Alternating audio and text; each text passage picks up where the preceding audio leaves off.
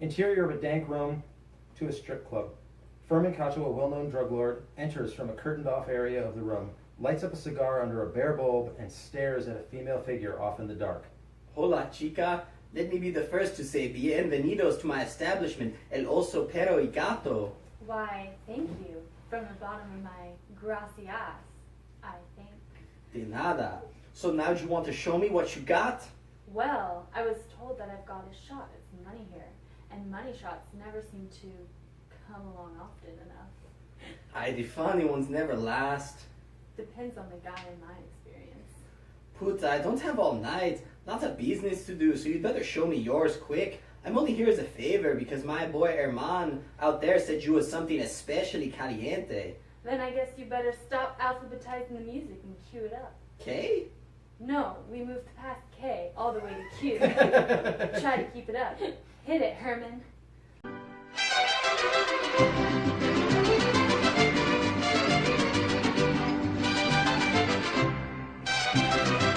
little on the nose, wouldn't you say? She steps into the light and is revealed dressed to the nines as a stripper. She proceeds to give an absolutely killer lap dance that ends when Cacho gets a little too into it and moans and shudders, having gotten a little overly excited. Ay, caramba! Sorry. Oh! Sorry, stud. I only brought my fishnets, not a towel. You probably want to avoid those black lights, huh? You wouldn't believe what... At that moment, despite dancing very skillfully, LB trips and accidentally stumbles, pulling down one of the curtains to balance herself in the process to reveal tables full of cocaine and workers divvying it up. Oh shit, that's an improbable amount of probable. Improbable. Amount of probable cause. Espera, probable cause? Puta, are you Bronwyn? Gotta go. Adios amigos. She runs away as bullets fly past her. Blowing your cover is never as fun as it sounds like it should be. Coño! Yes, it's all pros and cons. That's what I'm saying. Hombres, lock down the building! She runs out of the building, still mostly naked, and across the street to where the other cops are waiting. In the middle is Captain Kirkland, the overweight, overworked, overstressed police captain. Lieutenant Bronwyn, did you see his goods? I didn't need to. He just finished in his pants. It's like I was back in middle school or something. No, damn it, the cocaine! Oh yeah, that too. Wait, it's in his pants? No, it was all in the back room, and a ton of it. I guess we saw that one coming though. Kinda like him, huh? Look, it's chilly out here. Does one of you have a topic you could loan me? It's like I could poke someone's eye out with one of these things. There's a long pause in which the other officers, who'd been all up frozen, staring at her, keep doing so, and then realize she'd asked them a question. A flurry of mutters follow. Shit, we don't have time for this. Sergeant Will, would you mind getting an extra coat or jacket? Well, jacking it might warm him up, but it's not going to help me. God damn it, Lieutenant. What? Cut to officers having surrounded the building and are waiting for instructions. Flashing lights everywhere. Talking into the radio. All right, team, I want this to be as by the book as possible. This is our one shot to get Cacho. He's got the place locked down, but if we play our cards right, we can keep him from escaping. Months of prep comes down to how we handle this. If we pull this off, it'll be one hell of a bust. We hear Lieutenant Bronwyn's voice say, over the radio, very suggestively. The captain pauses quizzically for a second, but continues. Chances are he won't go down here without a fight. And that's not a good quality in a man. So let's get this guy. I mean, who wants a guy who will fight you on going down? Yeah, I think. Remember, we want this standoff to be no contest. All right, Team 1, are you in position? Affirmative, Captain. Team 2? Roger that. Team 3? Team 3? I mean, pretty much, but I'm still a little unclear on some of the specifics here, Captain. I mean, why hold a contest as silly as a standoff in the first place? I'm not that impressive to stand for a while, and it certainly doesn't require police presence if people want to do that. Moreover, what does that have to do with Cacho? And also, Sergeant Will here is being kind of a jerk about this whole thing. Hey, fuck you. Well, that seems awfully out of line. Either that or a very odd sounding sneeze. What are you talking about? Lieutenant Bronwyn? Didn't you look at the briefs before this? Well, no, Captain. I've never been one to wear briefs, much less look at them, even if I were. I'm more of a lacy thong or free bird kind of girl. Oh. I guess that one knows what I'm talking about. Lieutenant Bronwyn, the briefs I left on your desk! You did that? Ew, come on, Captain. A little professionalism here. Though I was wondering about all of that. Quick cut of Lieutenant Bronwyn's desk with a pile of briefs on it, various guys having scrawled their numbers and the phrase, call me on them. HR is going to hear about this when I get back. God damn it, Oh, see, Captain, this is the kind of shit I'm talking about. Even before the promotion, she didn't know what she was doing. Our team is at the key means of ingress here, and she decided that this is a good time to screw around. Well, that's enough. It's fucking bullshit, Captain. Screw around. You guys are the ones apparently leaving briefs on my desk. Just because I'm a woman doesn't mean I'll do your laundry and or you. Quite a thing to bring it up at this time. Me, I just want to get this damn not going down easily. Team one. Jeez, wait till the Colonel hears about this. All right, enough. The both of you. Everyone shut up and wait for my signal. Don't worry, Captain. I've always been good at getting signals from men. Yes, well, okay. On my mark, I need you to... Kacho appears, peering out, brandishing a gun. You piggy bastardos will never take me alive! Kacho, we've got the place surrounded. Just give yourself up and nobody has to get hurt. Calm down. There's no need to get worked up and start firing off prematurely. Though it wouldn't be the first time! Ay, fuck you, puta! He gives a signal, and he and his cronies start shooting. All right, that's it. Fire at will. Wait, what? Really? Lieutenant Bronwyn, shut up and fire at will. Gunfire is exchanged, and you hear someone yelling and cursing over the radio. Oh, God! What happened? Oh God, I'm hit. My leg. Lieutenant Bronwyn just shot me. What? Well, you said fire at will. Lieutenant Bronwyn! Yeah, seemed like an odd order, but I was just trying to be a team player, Captain. Oh, See- God, my fucking leg! Scene fades out with more of Will yelling and police officers calling paramedics. And that's the end of Act 1, or the teaser. Yeah. We ready for next Act 2? Next act? Interior of the police precinct, and the next morning, Captain Kirkland is sitting in his office, noticeably I'll sweating. just find this one. While I'll on jump speakerphone. I'll jump You in. wanna get a Yeah, steak? oh, yeah, yo, you're doing perfect. This What? is so what I envisioned. I'm Rookie Ruby. Beautiful, Okay. okay. All right. With Colonel If- Kaczynski, Lieutenant Bronwyn sits across from him. I understand that, Colonel, but... No buts, John. Well, besides Bronwyn's butt apparently being put to use last night. She decided to start But damn it, what a cluster. Not only did Cacho get away, with the drugs I might add, but somehow he knew about our original informant, which was why Bronwyn had to go in there in the first place and put her, ass on the line. Alright, and that neurotic little shit, Will, went and got his ass shot. So yeah, I'd say we're up to our butts in problems, so while I tell a bunch of reporter Batinskis to butt out, you can take your issues, shove them you know where, and get to the bottom of all this. Do I make myself clear? Yes, Colonel. Thank you. Shit, now you have me stuck on ass imagery. I'm sure that'll go over well with the press. Don't worry, Colonel. Colonel. Oh. Colonel. Just say Colonel. Those reporters aren't all they're cracked up to be. Now, how was that Oh, helpful? Captain Kirkland. Now, how is that helpful? Thanks, Lieutenant. I needed that. As for you, Captain, if you like having a job, get your backside in gear and your people rearing to go. Right away. And thank you, Colonel, for taking the time to give such an inspiration... Captain? Never mind, I guess. Captain, not to be anal retentive, but... Lieutenant Bronwyn, whatever stupid little turn of phrase you're thinking of saying right now, you can save it. I don't want to hear it. The only way the ice you're treading on could be any thinner would be if you'd got an eating disorder. Be that as it may, Captain, I did get the evidence we needed to go in there and catch that, how do you, Cacho put it? Bastardo?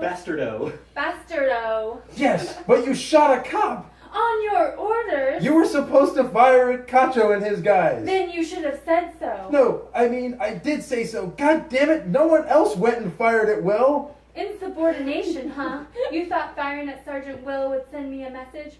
Not how I'd do it, but I bet that'll keep the rest of them in line. Son of a, you understand you're infuriating, right? To quote that little nerdy guy from Animal House, why no, not at all. What? Sorry, I've never been good at impressions. Okay, well, be that as it may, you are suspended until further notice. Captain, no! IA needs time to investigate any time there's an officer-involved shooting. But with Will in the hospital and our informant out of commission too, the force is short-staffed, and speaking of short staffs, I am the closest anyone has gotten to Cacho. This is bullshit. At this point, I don't much care what your opinion is on that matter. Go home, cooperate with IA when they call you, and stay away from the investigation. Now turn in your badge and gun, and get the hell out of my office. Lieutenant Bronwyn slams her gun and badge on his desk and leaves fuming. Walking through the bullpen, still in her own world of frustration, she unwittingly nearly runs right into Rookie Ruby, the tall, long-legged brunette with a slight Midwestern accent, who happens to be the newest member of the force. Oh, sorry. I mean, hi there, studette. That's all right. Wait, are you Bronwyn? Why, yes, I am. Guess my reputation precedes me, huh? Well, that, and there aren't many women who work here, so it was kind of a process of elimination. Good enough for me. Who might you be? I'm the newest rookie. Is your name Ruby? How did you know that? Haha, I don't know. I mean, actually, I think someone left a short note about it under all the briefs on my desk. Yeah, I was kind of wondering about those. I like a name with an alliteration title. Thanks, I think. Can't say it was something I, planned.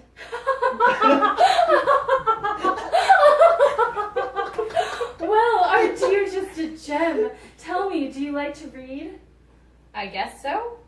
So you're a well-read gem. In other words, a ruby. You know, I've never heard that one. Anyway, today's my first day on the job. I was told by Captain Kirkland on the phone yesterday that you were supposed to show me the ropes. That's strange. The note I got had said something about showing you around, but I don't think it said anything about you seeing my ropes. But based on the vibe I'm getting from you, I think that could be arranged as well. She steps in closer. Well, aren't you friendly? They keep chatting, but Lieutenant Bronwyn sees Captain Kirkland coming out of his office looking around. She proceeds to grab Rookie Ruby by the hand and lead her out of the office. Rookie Ruby. Oh, sorry. It's tough starting a new job, you know, so it's just nice to have someone who... Wait, don't you need a gun and a badge if we're going to go on patrol? Oh, right.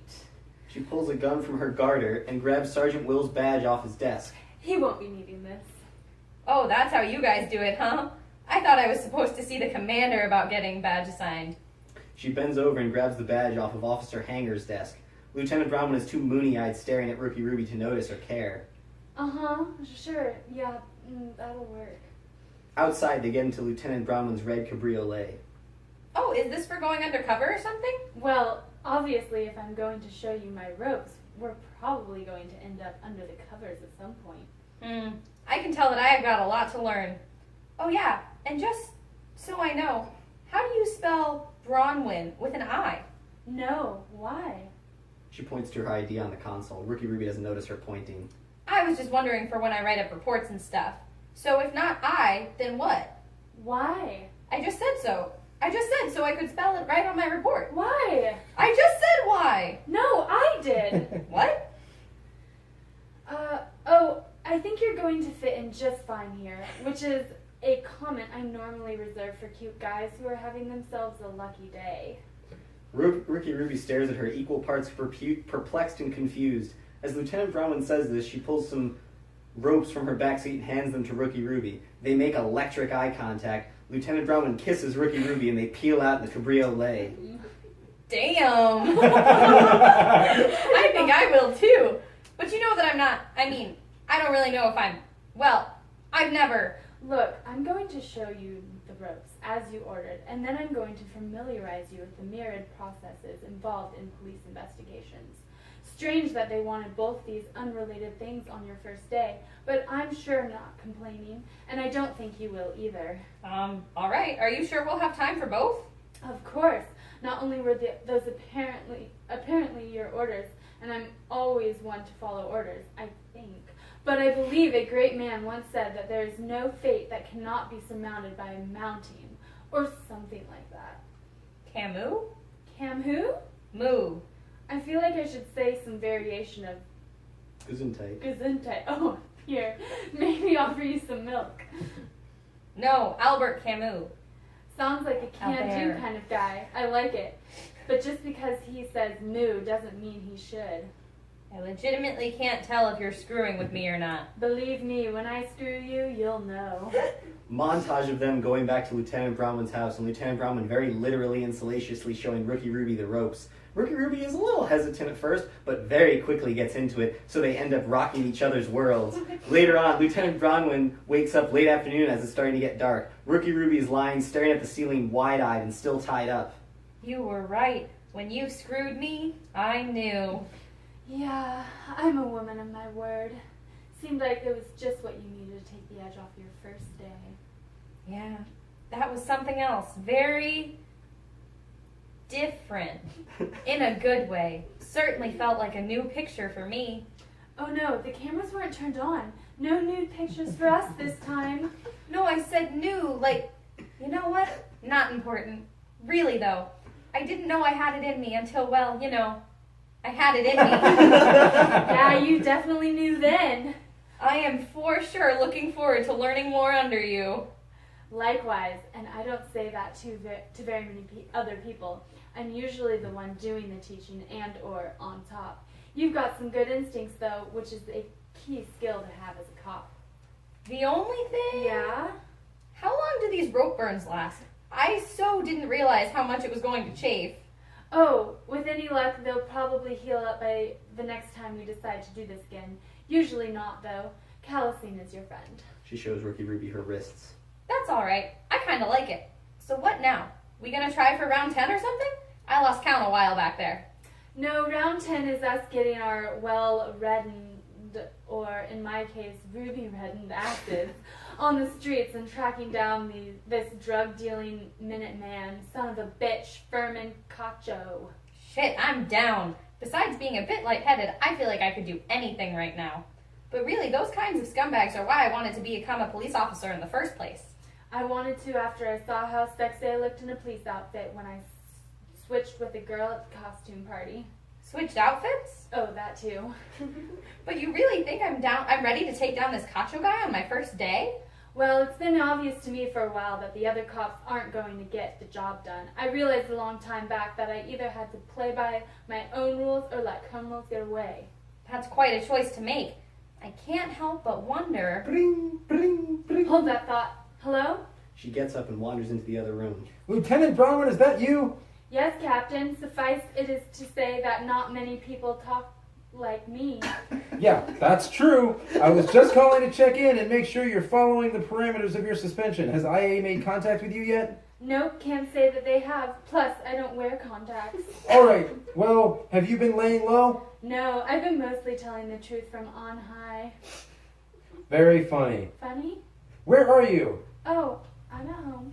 Oh, good. I was afraid you were out trying to track down Cacho. Did he say anything to you when you were in his club last night that might hint at his current whereabouts? Well, he kept calling me a Jew, which seemed weird. Are you sure he wasn't just saying you with a Hispanic accent? That makes a lot more sense. Uh-huh. But don't worry, I don't plan on trying to track down Cacho. I'm actually going to.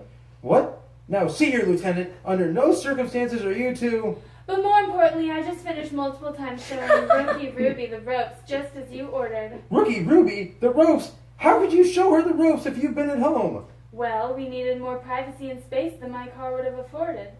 It is her first day, after all. Wait, what are you talking about? Yesterday, I planned on you showing her our standard police procedures, but obviously not now that you're suspended. She was supposed to be reassigned. I've been looking for her all day. I'm confused. So what do standard police procedures have to do with tying someone up after showing them your ropes? You did what? Those were the orders you gave her. I was to, and I quote, show her the ropes. Oh God, I can't begin to list out how many rules you have just broken. Chief among them being sexual harassment. Yeah, her ass meant something, that's for sure. Is she there now? Put her on the phone. She hasn't been answering hers. Sorry, Captain, she's all tied up right now. That's probably why she hasn't answered hers, too. Lieutenant Bronwyn! And we gotta go. She hangs up and wanders back into the bedroom. Hello? Lieutenant? Motherfucker! He slams the phone down and yanks his office door open. Frank. I want Lieutenant Bronwyn found and hauled in here ASAP. Officer Hanger, get on that right now. I would, Captain, but someone seems to have swiped my badge off my desk. Back to Lieutenant Bronwyn's bedroom. Anyone good on the phone? Not so much, but let's get you untied. Until Cacho's Cacho, we have ourselves some work to do. End of Act 1. Open with Lieutenant Bronwyn and Rookie Ruby cruising through the streets in a cabriolet. So what now? What's step 1 in apprehending Cacho? If there's one thing I've learned in police work and or life, it's that sometimes you have to go by with a little help from your friends. Don't you mean get by? What did I say? Go by? Well, that can also help. In this particular instance, since we've already got the ladiness half of the by equation covered, we might as well consult with the male half. Lucky for us, I know just the guy. Feels good to be running Cut to from the Obiak, devil. tall, muscular black guy, loitering on the street corner. He's a guy who just exudes confident and maverick status. Lieutenant Bronwyn and Rookie Ruby roll up in a cabriolet and get out. Hey, Obiak. Time now.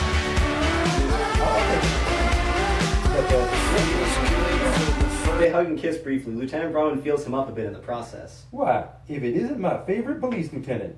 And who's your exceedingly fine friend here? They shake hands. Hi, I'm Ruby, the new rookie. Now is Oviet short for something? Nah, it's a mononym. Of all the criticisms I've faced in my life, being short in any regard has never been one of them. I see based on your wrist that Lieutenant must have shown you the ropes today. Been there. It's a good problem to have. You're telling me. I'm kind of amazed I can walk right now. She's a natural. My favorite was when she got her ankles. Hold on a sec there. He steps away for a second, and a sketchy-looking guy comes up to Oviat and hands him an envelope full of money. Oviat reaches into his coat and hands him a gun. The guy walks away. Please continue. Did you just sell that guy a gun? Why, no, not at all. He was just holding my envelope for me. Then why did you just give him a gun? I was just holding his gun for him. Yeah, he's got a lot of friends like that. Every time we hang out, that seems to be happening. Except for the time when you were holding on to those women in the fishnets for some guys, and they were holding envelopes for you. Oh, yeah, that was a good night. Yeah, those girls were super friendly and a lot of fun. So we're just letting all that go, huh? Letting all what go? You know what? I'm learning, so that's what matters. So what can I do for you ladies tonight? You're not holding an envelope for me now, are you? Not that I know of. However, I was hoping you might be able to give some information. After all, I've always been good at getting things out of you. And I always be good getting them into you. No arguments there. So what did you have in mind? Furman Cacho. No, I wouldn't say he's really my type. Oh God, me neither. That's why I'm trying to find him and arrest him. Well, that and the fact that he's a huge drug kingpin whose distribution network supplies almost the whole city. Oh yeah, that too. Yeah, that joker's been around for a while. Always been good at weaseling his way out of trouble. And he can't even keep it together during a lap dance. Kind of wondering how it is you know that. Yeah, I heard about your little cop fiasco at his club last night. My guess, the motherfucker's a creature of habit, and he's already snuck back in and is holed up at El Oso Pero y Gato. Really? Doesn't that seem a little obvious? Look, I don't make the rules, I just know the trends.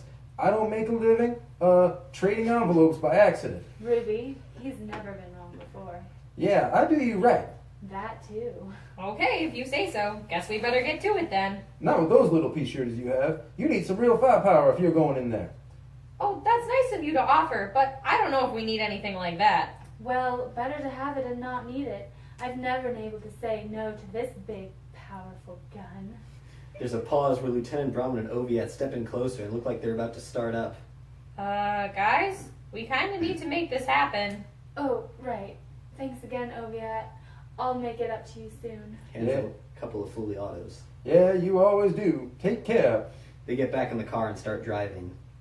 Wow, he seems like a confident guy. Yeah, he's something else. So what is the name of Cacho's club again? Oso Pero y Gato. I could never figure out why they named his club after a bear, dog, and cat. No, it's gotta be Bear Butt and Pussy. Ah, Spanglish mashup. Cut to the police precinct. Officer Hanger pokes his head into Captain Kirkland's office. Yes, Officer Hanger, what is it? Captain, we just got a reported sighting of a red cabriolet matching the description of Lieutenant Bronwyn's car. 2, quote, foxy as all hell females in it. It must be them. I don't know. Hot chicks always drive cabriolets. Nevertheless, where is it going? It was last seen heading westbound across town now. Not totally sure where she could be heading. Follow that lead and find her. This is your top priority, Cliff. So put out an APB and I'll be right behind you. I want anyone not looking for Cacho to converge on wherever it is we find the cabriolet. Right away, sir. As soon as I find my badge, I'll get right out there. Cut back to Lieutenant Bronwyn and Rookie Ruby. They've pulled up to the club and are scoping it out. For a club that just got shot up last night, the place sure looks like it's hopping. Yeah, it takes a lot to scare them in this neighborhood. No way Cacho isn't in there. So, what's the plan? Well, I need you to go in there, find Cacho, and, distract him. Wait, why me? Because Cacho got to know me a little too well last night. How am I supposed to just be a more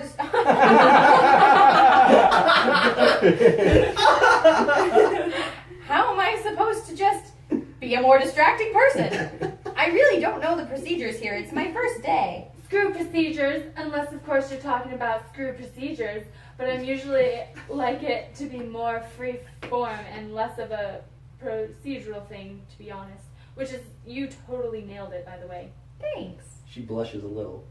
Look, Ruby, I wouldn't be having you do this if I didn't think you were ready. If there's one thing I taught you today, it's how to be, distracting. She kisses her. You certainly got my attention. Fair enough. Whatever I need to do, just say the word. If there's one thing I've learned today, it's always to trust in my lieutenant. Well, that and just how close my ankles can get to my ears. Equally good life lessons there. Now here, She reaches into the back seat and holds an outfit up out of frame. put this on. Oh my. Cut back to Captain Kirkland speeding in a police car. A voice of another officer comes on over the radio. "We found the cabriolet! It's right outside El Oso Pero y Gato!" Cacho's club? Huh, strange. Well, all available officers proceed to that point and await my instructions. Turns off the radio. Why would he call the strip club Bear, Dog, and Cat anyways? Interior of the club. Cacho is in the back room on the phone. "See, Hector, bring the shipments here. Why? Because I said so, or because this place is secure, or maybe because you like the skin on your fucking face. Click. Hi, Herman, where do we find these fuckers?"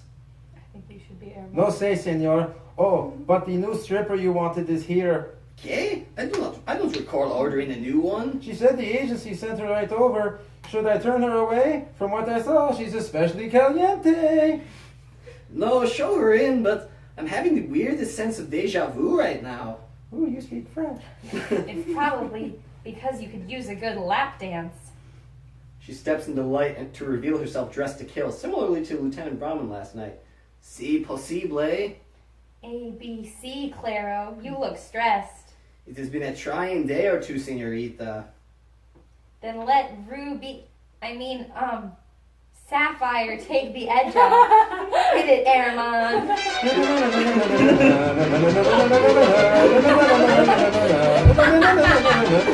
Hispanic music plays and Rookie Ruby gives a similarly mind-blowing lap dance to what Lieutenant Bronwyn did last night. Once again, things end a bit prematurely for Cacho. "Ay, caramba! Oh, lo siento." Nah, I take it as a compliment. The craziest thing is that this was my first. At that moment, she slips and pulls down the curtain to once again reveal the tables full of cocaine and the workers divvying it up. Oh shit, that's an improbable amount of probable cause. "What did you just say? Oh, fuck!" He pulls a gun and points it at Rookie Ruby. I said, paralleling Freudian slips are a bitch? "Okay? You're another one of those fucking cops, aren't you? I'm surprised I didn't recognize you. Well, it is my first day. And now it's your last." Well, certainly her last first day at this job. She steps out from behind another curtain, pointing her fully auto at Cacho. "Mierda, you again!" Yep, little old me. I strongly suggest you lay down your gun, Cacho. Good work, Sapphire. I knew you wouldn't blow it, though you wouldn't know it from the stain on his pants. "You seem to forget that you're outmanned." And you seem to forget that I'm neither a man, nor have I ever been outed as one. And also, how are either of those facts relevant? So strange, the things people say. It looks like she's drifting off in thought, and at this, Cacho gives a subtle signal, and two of his workers start to make a move. Lieutenant Bronwyn immediately shoots them both in the leg. They fall to the ground yelling. The other half dozen put their hands up. And I'm just going to assume you're all named Will. The fuck? It's okay. I don't expect you to get that one. I swear to God, puta, if there's one thing I'm going to do, it's At that moment, Rookie Ruby, who'd been sneaking closer to Cacho while he talked to Lieutenant Bronwyn, jumps on top of him, knocks the gun from his hand, and wrestles him to the ground. Save it, you little shit. It's over. Cacho starts to let out a string of curses, but before he can finish, the other doors are bashed in and Captain Kirkland and the rest of the police force barge in, guns drawn. Nobody move! We heard shots fired! Oh yeah, that would be me. I was pretending those guys trying to pull their weapons on me were all named Will. Lieutenant Bronwyn, you did what? And is that Rookie Ruby? Oh, hello, Captain. Nice to finally meet you in person. I'd shake your hand, but I just as soon accept some cuffs for Cacho. Why are you dressed like that? Just trying to be, distracting? What the fuck are you talking about? I needed her to keep Cacho busy so I could get the jump on him. It helped that I took note of the layout here last night. How could you, what gives you, that's it, you're both in deep shit. I don't know, my feet look clean to me. Cacho keeps a surprisingly tidy strip club. Gracias, puta. That's it, you're both under arrest and will be dealt with personally back at the station by me. Personally, sorry, Captain, I wouldn't say that you're my type.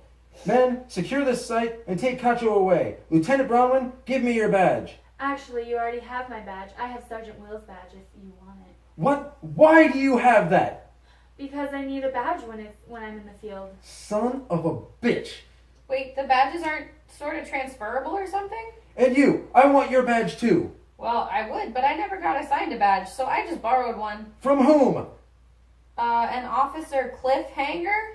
Cut back to the station. Officer Hanger is still rummaging around at his desk looking for his badge. God damn it, where could it be? You took mine. I know I left it in here somewhere. Wait. No, this is Hanger. I'm not him. Officer Oh, Hanger. oh, sorry. Yeah. Later, back at the precinct in Captain Kirkland's office, same night, Lieutenant Bronwyn and Rookie Ruby sit handcuffed across from him at his desk. Rookie Ruby is still dressed in her fishnets. Captain Kirkland enters the room, closes the door, sits, and slowly sips his coffee. I can't begin to list out just how many rules you two have broken in the last 24 hours. Frankly, it will take me days, if not longer, to delve into some of the more obscure codes of conduct that you two so recklessly violated. By the time I'm done throwing the book at you, you'll be lucky if you're simply kicked off the force. It's possible you might have more accuracy throwing a magazine at us. Throwing a book seems like it would have more unpredictability trajectory. Unpredictable trajectory. Trajectory. Good, that it's an apt idiom, which you don't seem to ever be able to understand. Hey, who are you calling an idiom? That sounds more than a little accusative, though I admit my Latin is a bit rusty. In my defense, this is my first day. And I suppose you think you deserve some sort of leniency? Well, how am I supposed to know all your particular rules and whatnot? Lieutenant Bronwyn may be different in her approach, but she gets the job done. There's no arguing that. What's more, I can't imagine a better, more